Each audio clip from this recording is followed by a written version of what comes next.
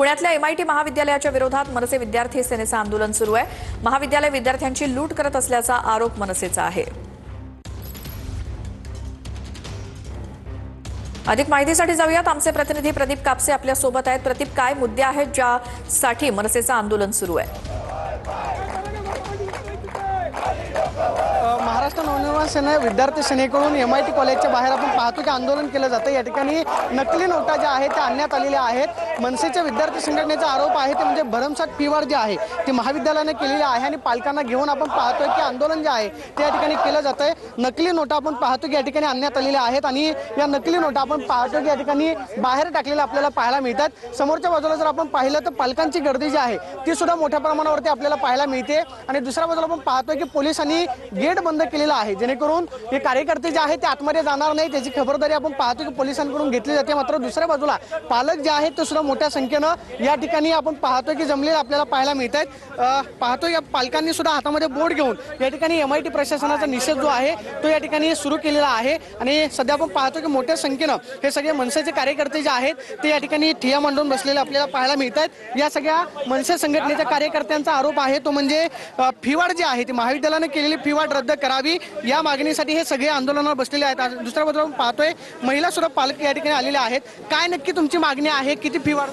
आमची फी कमी झाली पाहिजे एवढंच आमचं म्हणणं आहे। काय मागणी आहे? दरवर्षी आमची फी वाढतच जाते सर।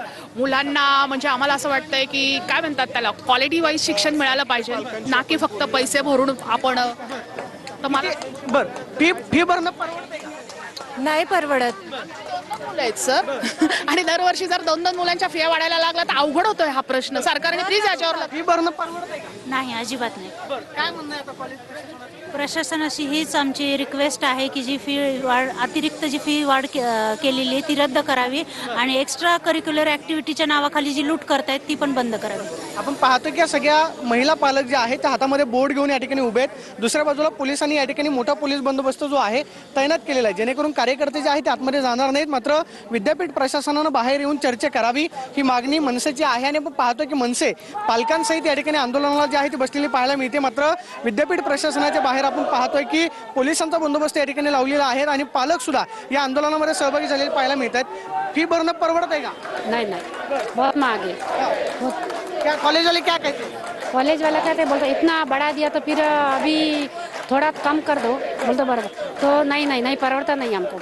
आपण पाहतोय की हातामध्ये जे बोर्ड घेतलेले आहेत शाळा प्रशासन असेल MIT असेल फी वाढ जी आहे ती रद्द करावी ही प्रमुख मागणी मनसेची त्याचबरोबर पालकांची आहे आणि या मागणीसाठी आपण पाहतोय की MITच्या बाहेर हे आंदोलन सुरू झालेलं आपल्याला पाहायला मिळतं। कुलप्रदीप, धन्यवाद या सगळ्या माहितीसाठी।